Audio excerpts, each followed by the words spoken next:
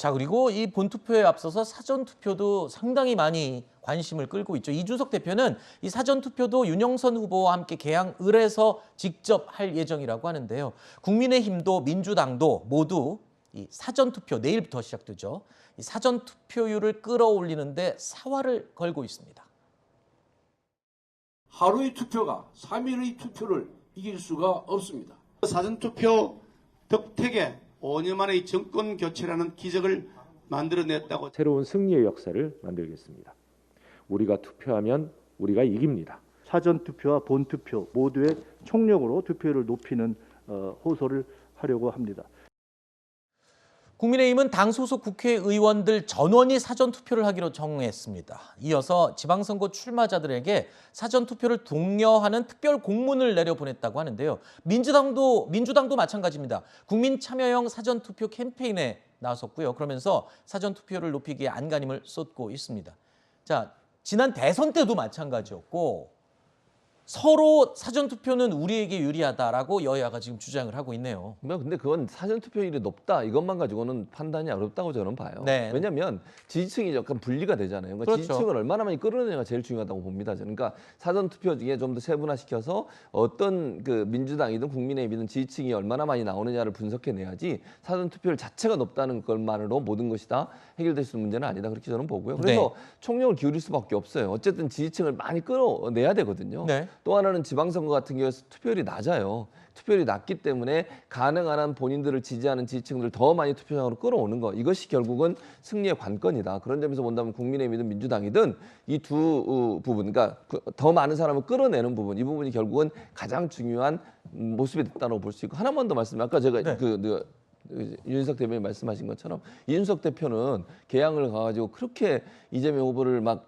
공격하면서 이 윤 후보 당선을 위해 노력하잖아요. 네. 박지원 비대위원장도 네. 안철수 후보 나오신 지역구 가서 좀 그렇게 하셨으면 좋겠어요. 근데 개인적으로. 그렇게 냅두질 않고 있잖아요, 지금. 아니, 그러니까 당에서. 본인이 그런 일에 안 하고 딴 일에 집중해서 그런 거예요. 좀 그렇게 그래요? 좀 하셨으면 좋겠어요, 저는. 알겠습니다. 그 얘기 좀 하시죠, 가서. 제가 얘기하면 잘 들으실지 모르겠습니다.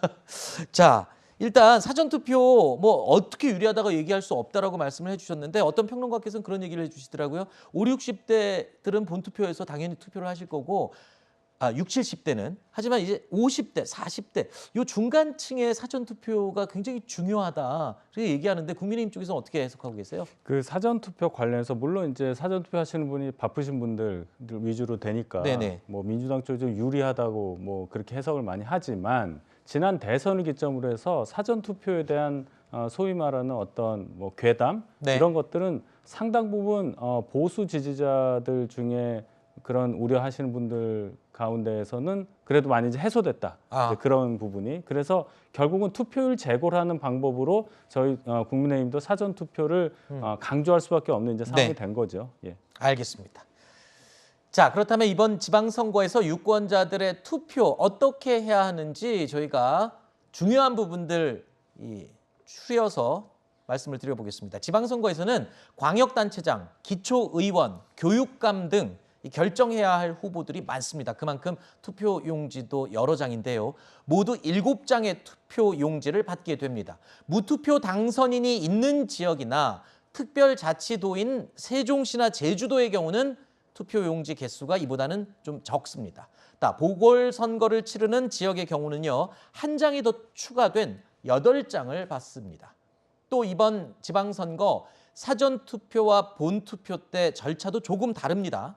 내일부터 이틀 동안 실시되는 사전투표에서는 수령받은 투표지 전체를 한꺼번에 투표를 합니다. 하지만 본투표 때는 2차례로 나눠서 투표를 하게 됩니다.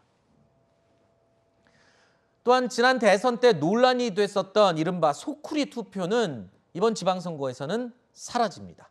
마지막으로 후보자 기호는 국회 의석수 기준이기 때문에 야당인 민주당의 후보 기호가 1번입니다. 그리고 여당이 된 국민의힘 역시 이 과거와 같은 2번을 유지하게 됩니다. 지난 시간에 한번 저희가 이거 언급한 적이 있었는데 기호 1번과 2번 많이 헷갈리시는 분들 있으실 줄로 아는데 한 번 더 확인하시기 바랍니다. 자, 이외에도 지방선거 투표 시에 주의해야 할 사항, 이게 SNS에 사진 올릴 때 주의할 점들이 항상 조금씩 바뀌어서 헷갈리거든요. 예, 설명해 주세요. 맞습니다. 예, 말씀하신 것처럼 기표소 내에서 사진 촬영이 안 됩니다. 네. 이걸 하시게 되면요, 이거 정말 2년 이하의 징역 또는 400만 원 이하의 벌금을 받으실 수 있어요. 절대로 기표소 안에서는 촬영하면 안 된다. 이것만 기억하시면 돼요. 그리고 그래요? 투표소 밖으로 나오시면 뭐몇 투표소 이런 거 붙여 있기도 하고 선거 네. 공보물 붙여 있잖아요. 거기서 숫자로 1번이든 2번이든 이렇게 네. 하시는 건 상관없어요. 그러니까 투표소 안에서 기표소 안에서만 찍지 마시고 네. 나오셔서 밖에서는 얼마든지 본인이 지지했던 분의 일자든 이자든 다 올리고 찍으셔도 전혀 문제가 없습니다. 네. 이것도 되고요. 아, 그것도 상관없습니다. 요거 다 예, 돼요. 뭐든지 요것도 상관- 됩니까? 그것도 됩니다. 알겠습니다. 자, 투표 독려하는 차원에서 저희가 투표하는 방법까지 정리를 해봤습니다.